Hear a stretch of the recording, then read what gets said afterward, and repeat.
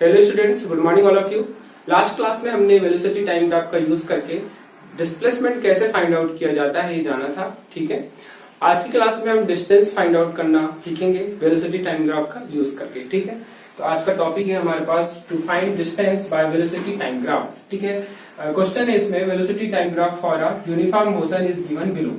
एक कोई ऑब्जेक्ट है जो कि यूनिफॉर्म मोशन कर रहा है जिसका वेलोसिटी टाइम ग्राफ यहाँ पे प्लॉट किया गया है। तो इसमें हमें पहला क्वेश्चन है find total displacement and distance in 6 second. 6 second में टोटल डिस्प्लेसमेंट निकालना है और साथ ही साथ टोटल डिस्टेंस निकालना है। मैंने यहाँ पे डिस्प्लेसमेंट इसलिए लिया है ताकि आपको डिस्प्लेसमेंट और डिस्टेंस दोनों में जो डिफरेंस होता है न्यूमेरिकल सॉल्व करते टाइम वो आपको क्लियर हो जाए। ठीक है, तो सबसे पहले हम डिस्प्लेसमेंट देखेंगे। तो डिस्प्लेसमेंट आपको पहले से मालूम है, तो फर्स्ट क्वेश्चन करते हैं सॉल्व। डिस्प्लेसमेंट निकाल रहे हैं और डिस्प्लेसमेंट निकालना मैंने आपको पहले बता चुका है। डिस्प्लेसमेंट किसके बराबर हो जाएगा? डिस्प्लेसमेंट को यदि हम एस मान लें, ठीक है, एस से डिनोट करते हैं, तो S is equal to area under the curve. ठीक है, जो कर्व बन रहा है, जो ग्राफ हमें मिल रहा है, उसके नीचे का जो एरिया होता है उसको हम क्या बोलते हैं? डिस्प्लेसमेंट कहते हैं। ठीक है, तो यहाँ पे टोटल डिस्प्लेसमेंट की बात किया है 6 सेकेंड तक। तो 6 सेकेंड यहाँ पर टाइम है। ठीक है, 6 सेकेंड। तो यहाँ तक जितने भी ग्राफ हमको मिले, जितने भी कर्व मिले, यहाँ से यहाँ तक एक कर्व है जिसे हमने क्या बोला है? ग्राफ ए, कर्व ए बोला। उसके बाद ये बी रीजन है यहाँ से यहाँ तक। ठीक है, फिर उसके बाद सी रीजन है यहाँ से यहाँ तक। तो इसके अंदर जो एरिया आ रहा है, जैसे ए रीजन के अंदर ये एरिया आ रहा है, बी रीजन के अंदर ये एरिया आ रहा है और सी रीजन के अंदर ये एरिया आ रहा है। तो इन रीजन का एरिया निकालकर यदि हम आपस में सम कर देते हैं तो डिस्प्लेसमेंट निकल जाता है। लेकिन यहाँ पे ध्यान रखना है कि इसके पहले वाले जो भी इस प्रीवियस क्लास में जो भी हमने क्वेश्चन किए थे डिस्प्लेसमेंट से रिलेटेड, उसमें हमने जो भी ग्राफ लिए थे वो पॉजिटिव साइड में लिए थे, मतलब एक्स एक्सिस के ऊपर लिए थे। एक्स एक्सिस के बिलो हमने अभी तक ग्राफ नहीं लिए थे, लेकिन यहाँ पे एक्स एक्सिस के बिलो है। ठीक है, तो यहाँ पे थोड़ा सा समझिएगा। ठीक है, डिस्प्लेसमेंट इज इक्वल टू यहाँ पर हो जाएगा area of region A, area of curve A, ठीक है, plus area of curve B, plus यहाँ पे प्लस नहीं करना है, यहाँ पर माइनस हो जाएगा। ठीक है, यही डिफरेंस है। यदि हमने नीचे ग्राफ लिए हैं तो इसका मतलब ये है कि अब ऑब्जेक्ट जो है वो अपोजिट डायरेक्शन में मोशन कर रहा है, क्योंकि यहाँ पे निगेटिव वैल्यू है वेलोसिटी की। ठीक है, ये सारी वैल्यू निगेटिव है, तो ऑब्जेक्ट निगेटिव डायरेक्शन में, मतलब अपोजिट डायरेक्शन में मोशन करने लग जाएगा, जिसके कारण जो डिस्प्लेसमेंट की वैल्यू होगी वो जितना कवर किया है उसने पहले ए और बी रीजन में, जितना डिस्प्लेसमेंट कवर किया है, जितना एरिया उसने कवर किया है, उससे इस एरिया को माइनस करना पड़ेगा।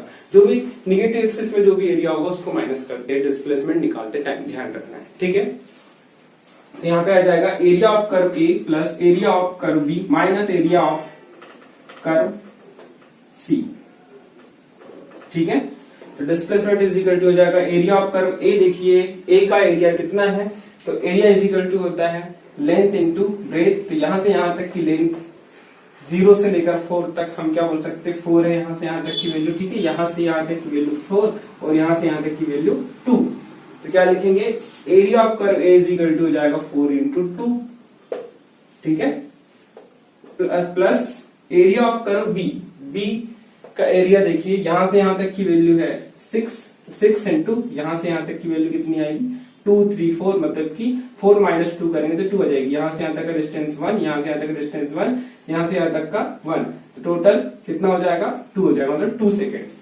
6 इंटू 2, 6 इंटू 2। ठीक है, area of curve B is equal to है 6 into 2 minus area of curve C. तो एरिया ऑफ कर्व सी यहाँ पर देखिए यहां से यहां तक की वैल्यू कितनी है? 6 है। ठीक है, तो यहाँ पे -6 नहीं लेना है आपको, ठीक, क्योंकि हमने ऑलरेडी यहाँ पे माइनस का साइन लगा दिए है। यहाँ पर आप क्या लेंगे? 6। ठीक है, यदि आप यहाँ पे माइनस का साइन नहीं लगाते तो फिर एरिया ऑफ कर्व जब आप निकालते तो इसको -6 में लेते, आंसर उतना ही आता। ठीक है, तो यहाँ पे हमने क्या लिखे? 6। ठीक है, इनटू यहां से यहां तक का डिस्टेंस कितना है 4 5 6 मतलब 6 माइनस 4 2। ठीक है, इसको सॉल्व करने पर टोटल डिस्प्लेसमेंट निकल जाएगा 4 इंटू 2 8 प्लस 6 इंटू 2 12 माइनस 12। ठीक है, 12 से 12 कैंसिल, हमारे पास आ जाएगा 8 मीटर।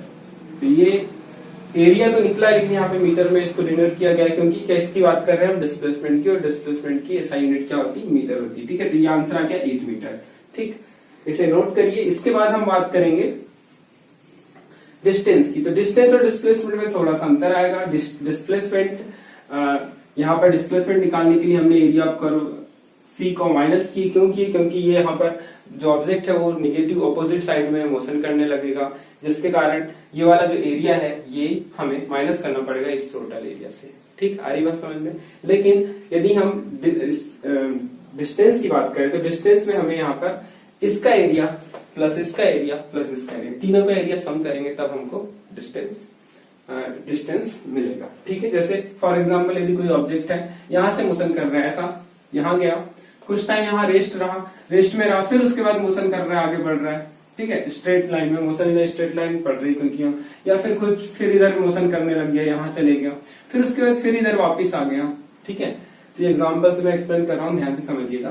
तो यहां से यहां तक यदि मैं डिस्प्लेसमेंट की बात करूं तो डिस्प्लेसमेंट कितना होगा, डिस्प्लेसमेंट ये वाला जो ये पोजीशन है और ये पोजीशन के बीच का जो डिस्टेंस है उसे हम क्या बोलेंगे, डिस्प्लेसमेंट बोलेंगे। लेकिन यदि हम डिस्टेंस की बात करें तो डिस्टेंस यहां से यहां तक का टोटल लेंथ, यहां से यहां तक की लेंथ, यहां से यहां तक की, यहां से यहां तक की लेंथ, सबको आपको सम करना पड़ेगा, तब आपको क्या मिल जाएगा, डिस्टेंस मिल जाएगा। लेकिन डिस्प्लेसमेंट कम होगा। ठीक है, यहां से यहां तक का जो शॉर्टेज डिस्टेंस होगा उसको हम बोलेंगे डिस्प्लेसमेंट। आ रही बात समझ में। ठीक, यदि ये पॉइंट मान लो यहाँ होता पॉइंट। ठीक है, तो यहां से यहां तक यदि कोई ऑब्जेक्ट गया, इधर गया, फिर इधर गया, फिर यहाँ गया, फिर यहाँ गया। ठीक है, तो टोटल डिस्टेंस हम कैसे निकालेंगे, सबकी लेंथ, यहाँ से यहाँ तक की लेंथ प्लस यहाँ से यहाँ तक की लेंथ प्लस यहाँ से यहाँ तक की, यहाँ से यहाँ तक की, यहाँ से यहाँ तक की, सारी लेंथ को प्लस कर दिया जाएगा तो क्या आ जाएगा, टोटल डिस्टेंस हो जाएगा। लेकिन डिस्प्लेसमेंट क्या होगा, इनिशियल डिस्प्लेसमेंट क्या हो जाता है, final position minus initial position. तो ये है फाइनल पोजीशन और ये इनिशियल पोजीशन। तो यहाँ से यहाँ तक का जो शॉर्टेज डिस्टेंस है ये वाला, ये हो जाएगा डिस्प्लेसमेंट। ठीक है, आ रही बात समझ में, और डिस्टेंस से पूरा हो जाएगा। तो ये डिफरेंस होता है। तो वैसे यहाँ पर हमने किए हैं, क्योंकि यहाँ पर ऑब्जेक्ट अपोजिट डायरेक्शन में मोशन करने लग गया था, इसलिए हमने ये वाला ये जो डिस्प्लेसमेंट हो रहा है इसे टोटल यहाँ से यहाँ तक जो किसी एक स्पेसिफिक डायरेक्शन में जब ऑब्जेक्ट मोशन कर रहा था तो यहाँ पे हमें दो कर्व ऑब्टेन हुए थे, तो इसका जो एरिया था इससे हमने इसके एरिया को माइनस कर दिया। ठीक है, तो हमारे पास आंसर आया 8 मीटर। ठीक, नोट कर लीजिए। अब इसके बाद हम देखते हैं डिस्टेंस। तो इसी में थोड़ा सा चेंजेस करेंगे। डिस्टेंस इन 6 सेकेंड में। ठीक है, तो डिस्टेंस को यदि मैं डी से डिनोट करूं तो d इज इक्वल टू हो जाएगा एरिया अंडर द कर्व। तो d इज इक्वल टू यहाँ पे आएगा area of curve a plus area of curve b plus area of curve c। यहाँ पे प्लस करना है बस। ठीक है, 4 इंटू 2, बाकी सब सेम रहेगा, प्लस बस हम प्लस कर देंगे। यहाँ पर हमारे पास आंसर हो जाएगा 24 प्लस 8, 24 प्लस ये 12 प्लस 12 24 और ये 8, तो यहाँ पे आंसर जाएगा 32 मीटर। ठीक है, ये हो गया टोटल डिस्टेंस। तो डिस्टेंस क्या है, डिस्प्लेसमेंट से ग्रेटर देन है। ठीक है, अब इसके बाद इसे नोट करिए। इसके बाद नेक्स्ट क्वेश्चन देखते हैं। तो आपको डिस्टेंस और डिस्प्लेसमेंट के बीच में डिफरेंस समझ में आ गया होगा कि जब हम वेलोसिटी टाइम ग्राफ का यूज करके डिस्टेंस और डिस्प्लेसमेंट निकालेंगे तो कैसे निकालेंगे। ठीक है, अभी मैं सेकेंड एग्जांपल मतलब सेकेंड क्वेश्चन के थ्रू आपको और एक्सप्लेन करूंगा तो और अच्छे से कंसेप्ट आपका क्लियर हो जाएगा। सेकेंड क्वेश्चन देखते हैं। अब सेकेंड क्वेश्चन में कहा है, क्वेश्चन नंबर सेकेंड,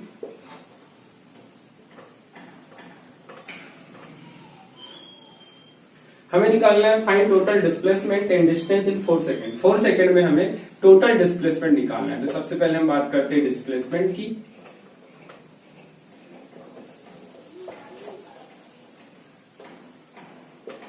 डिस्प्लेसमेंट, इसको इस एक्सेलरेट करते हैं इन 4 सेकेंड। 4 सेकेंड में हमें निकालना है, ठीक है। तो 4 सेकेंड में आप देखिए डिस्प्लेसमेंट जो होगा कौन कौन से, ये है 4 सेकेंड, ठीक है। यहाँ तक कौन कौन से कर्व है, कर्व ए है, कर्व बी है, मतलब कर्व ए का एरिया प्लस कर्व बी का एरिया यदि हमने सम कर दिए तो हमें क्या मिल जाएगा, 4 सेकेंड में जो डिस्प्लेसमेंट हो रहा है वो मिल जाएगा, ठीक है। तो डिस्प्लेसमेंट इज इक्वल टू आ जाएगा यहाँ पे area of curve A plus area of curve B. और यहाँ पर क्योंकि 6 सेकेंड तक की बात नहीं हो रही तो इससे इसकी हमें जरूरत नहीं है, ठीक है। तो हमारे पास आंसर आएगा displacement is equal to 4 into 2 मतलब कि 8 और 6 इंटू 2 मतलब कि 12। तो हमारे पास आंसर आ जाएगा 20 मीटर, ठीक है। 20 मीटर डिस्प्लेसमेंट हुआ। आ रही बात समझ में। इसके पहले आपको ध्यान होगा कि जब हमने टोटल 6 सेकेंड तक डिस्प्लेसमेंट निकाली, यहां तक का डिस्प्लेसमेंट निकाले थे, तो हमारे पास आया था, ये आया हमारे पास इन 4 सेकेंड, ठीक है। समझिएगा थोड़ा ध्यान से।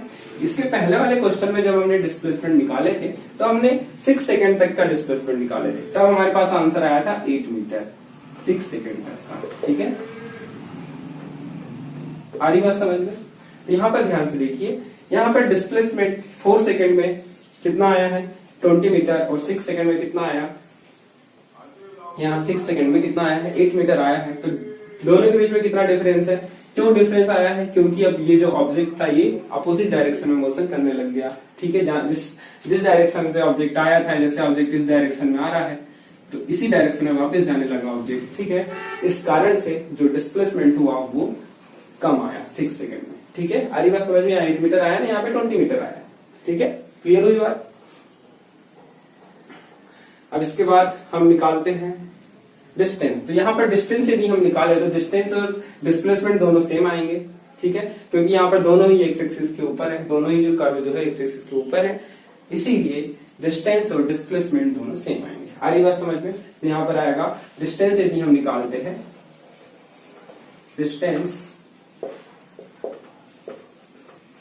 को यदि हम d से डिनोट करें इन 4 सेकेंड, ठीक है, तो सेम रहेगा यहाँ पे डिस्टेंस इज इक्वल टू, अच्छा इसके पहले यहाँ पर एस कर लीजिएगा इसे, इसके पहले वाले क्वेश्चन में मैंने एस करना भूल गया था तो आप एस कर लीजिएगा। अभी हम डिस्टेंस की बात कर रहे हैं, तो डिस्टेंस इज इक्वल टू आ जाएगा area of curve A plus area of curve B, बिल्कुल सेम रहेगा। यहाँ पर डिस्टेंस और डिस्प्लेसमेंट दोनों सेम रहेंगे, ठीक है। तो आंसर हमारे पास आएगा 20 मीटर, ठीक है। आ रही बात समझ में। तो डिस्टेंस और डिस्प्लेसमेंट दोनों की वैल्यू यहाँ पर सेम आ रही है। इसका मतलब क्या है कि ऑब्जेक्ट कुछ ऐसा ट्रेवल कर रहा है, यदि ऑब्जेक्ट की इनिशियल पोजीशन ए है और फाइनल पोजीशन बी है, तो यहां से यहां तक का जो टोटल डिस्टेंस है वो किसके बराबर हो जाएगा, टोटल डिस्प्लेसमेंट के बराबर हो जाएगा। आ रही बात समझ में, ठीक है। इसी कारण से जो ग्राफ बना है वो एक्स एक्सिस के अबोव बना है। अब यहाँ पर यदि अपोजिट डायरेक्शन में यदि ऑब्जेक्ट ट्रेवल करने लग जाता तो फिर जो ग्राफ बनता है एक्स एक्सिस के नीचे बनता है। फिर डिस्प्लेसमेंट निकालने के लिए इतना एरिया हमको इतने एरिया से माइनस करना पड़ जाता है, ठीक है। आ रही बात समझ में, ठीक है। तो इतना नोट करिए।